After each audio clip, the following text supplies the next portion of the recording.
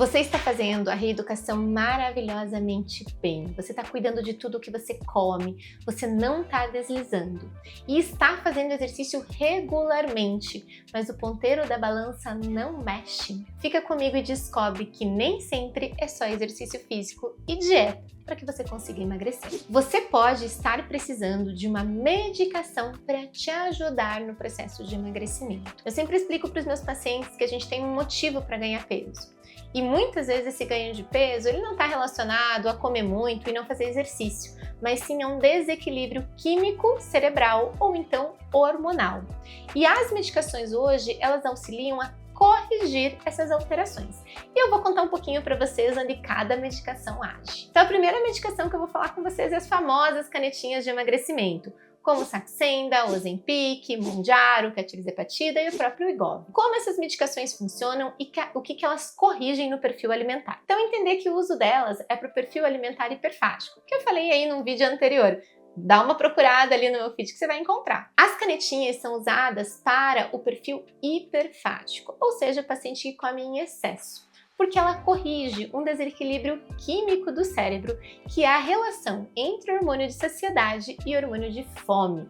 Essa medicação ela aumenta a sensibilidade ao hormônio de saciedade no cérebro e ajusta também a questão do estômago. Ela faz com que a tua digestão fique mais lenta, o que faz com que menos comida seja necessário para encher esse estômago toda vez que você come e também que você sinta-se saciado por mais tempo. Essas medicações, essas canetinhas, também são muito utilizadas para redução de processo inflamatório, especialmente da redução do processo inflamatório do tecido de gordura.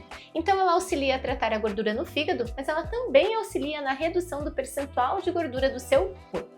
A segunda medicação que é muito usada no processo de emagrecimento se chama Contrave, é a associação da bupropiona com a naltrexona.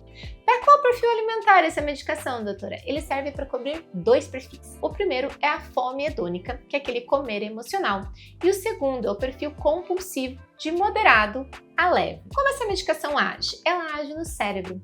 Ela diminui o impulso de buscar comida, ou seja, você para de procurar comida por sentimentos, por isso que ele cobre também a fome hedônica e ele também cobre a compulsão, que é o impulso de comer, e ele tira o prazer do alimento, principalmente do alimento palatável, aquele alimento gostoso. Então não vai ter graça comer o hambúrguer, não vai ter graça comer o chocolate, principalmente quando você está triste ou feliz, ou quando você está num episódio de compulsão. Então essa medicação ela age diretamente no cérebro, reequilibrando os neurotransmissores do nosso cérebro. E a terceira medicação é o Orlistat. O Orlistat, ele age diretamente no intestino, ele quase não tem absorção para o sistema sanguíneo, tá? A ação dele é basicamente reduzir a absorção em 30% da gordura a nível de intestino. E é por isso que se você comer alimentos muito gordurosos, vai acontecer os famosos acidentes, que são episódios aí de diarreia líquida com gordura. Eu sempre falo para os meus pacientes que o Orlistat é um bom medicamento para ser usado em associação. Isolado, ele vai ter realmente pouco resultado no emagrecimento, mas ele entra casando muito bem, por exemplo, com os análogos do GLP-1, que são as famosas canetinhas, diminuindo o efeito colateral muito comum delas, que é a constipação. E a quarta medicação, não menos importante e também não menos usada, que é a nossa famosa sibutramina. Mas, doutor, esse remédio é tão antigo, ele realmente serve para alguma coisa hoje em dia? Serve sim. A sibutramina, inclusive, ela tem indicação para um perfil alimentar bem específico, que é o perfil beliscador ansioso. O paciente beliscador ansioso tem uma resposta excelente à sibutramina e consegue, inclusive, reequilibrar a serotonina e a dopamina no cérebro com o uso dessa medicação.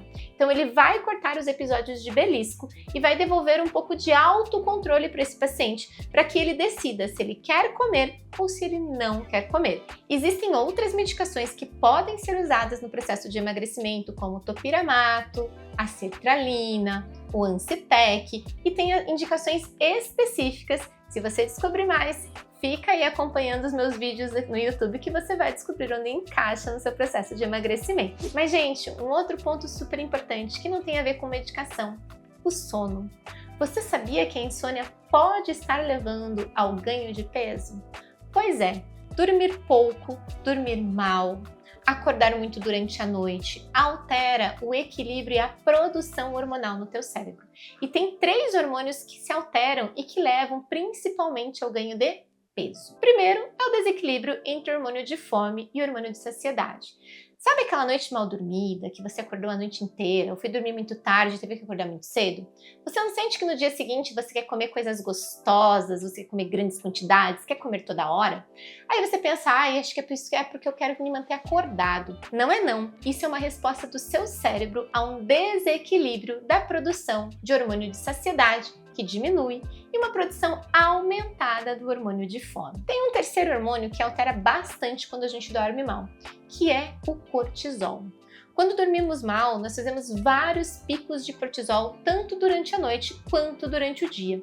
E esse cortisol é um hormônio que, quando é em desequilíbrio e em grande produção no corpo, ele leva a uma produção aumentada e a um acúmulo maior de gordura, especialmente na região abdominal, e uma redução e um consumo da massa muscular. Ou seja, você vai perder metabolismo basal por perder massa magra e vai acumular muito mais gordura naquele dia, após uma noite ruim de sono. E essa relação do cortisol não é só com a insônia. O estresse também altera o equilíbrio da produção de cortisol.